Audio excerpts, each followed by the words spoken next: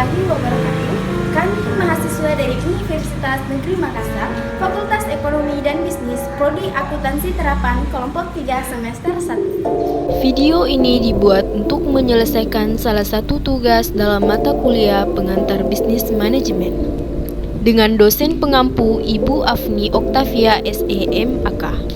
Kami dari kelompok 3 terdiri dari 6 anggota kelompok yang masing-masing bekerja sama menyelesaikan tugas dengan judul materi profil bisnis dalam bidang kuliner. Sebelum kami masuk ke pembahasan lebih lanjut, izinkanlah kami memperkenalkan diri terlebih dahulu.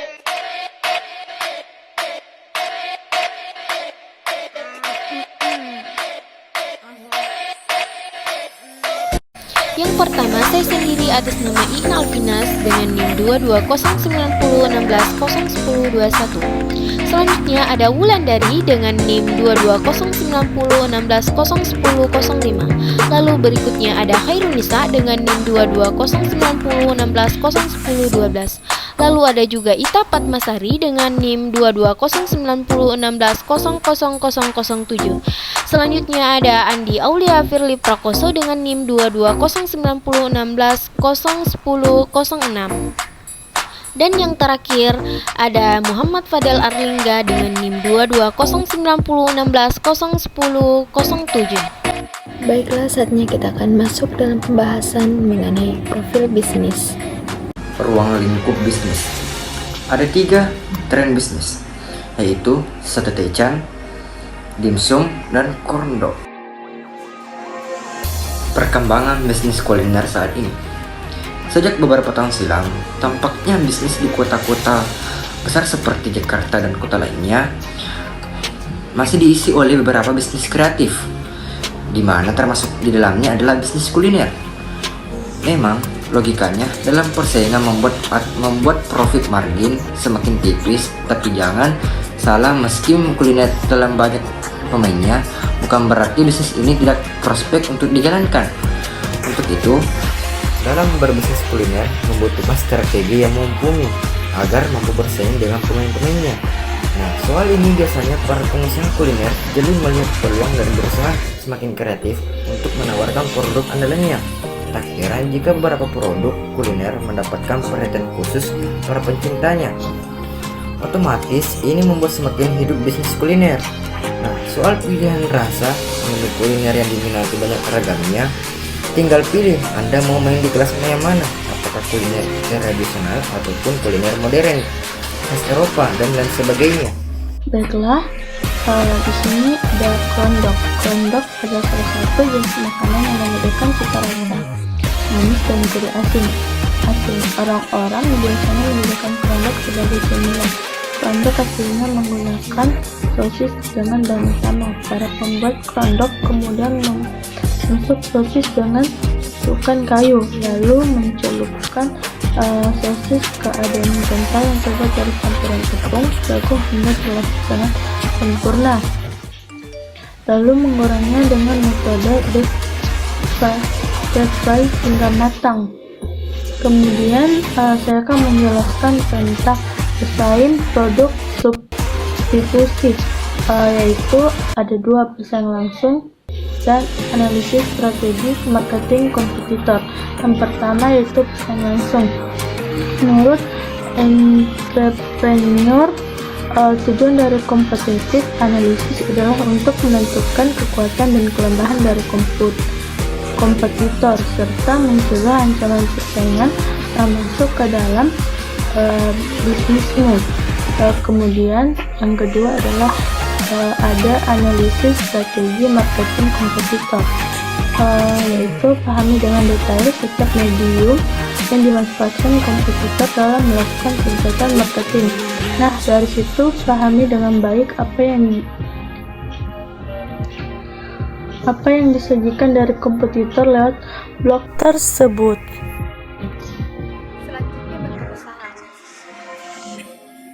Profil usaha, nama usaha Kordo Kulala, alamat Jalan Dr. Raya 11 nomor 13. Bidang usaha kuliner, jenis produk makanan ringan. Kordok adalah salah satu contoh makanan fusion yang terbuat dari bahan utama jagung dan daging sapi yang sudah terbentuk sosis. 3 sosis tersebut dibalut dengan tepung jagung dan ditempatkan di sebuah stik sehingga berbentuk seperti sate. Hotdog ini sudah dipopulerkan di negara Amerika Serikat sejak tahun 1920-an. Adapun visi misi dari bisnis ini, visi menjadikan sebuah bisnis kuliner yang terus berkembang dan menyajikan cita rasa yang dapat dinikmati oleh konsumen serta menjadi salah satu komoditi ekspor dari Indonesia. Misi menciptakan bisnis yang berkualitas dan nikmat dengan harga yang terjangkau dan pelayanan yang ramah serta memuaskan. Adapun keunggulan dari bisnis Kordo Kulala yang pertama, produk makanan yang dibuat secara homemade menjadikan makanan terjamin kualitasnya dan kebersihannya.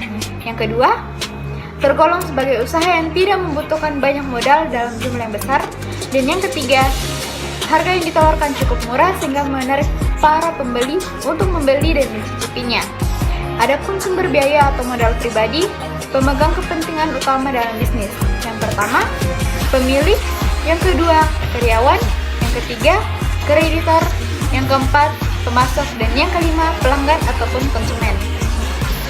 Selanjutnya, lingkungan perusahaan. Lingkungan khusus dan lingkungan umum yang berpengaruh pada bisnis yaitu 1.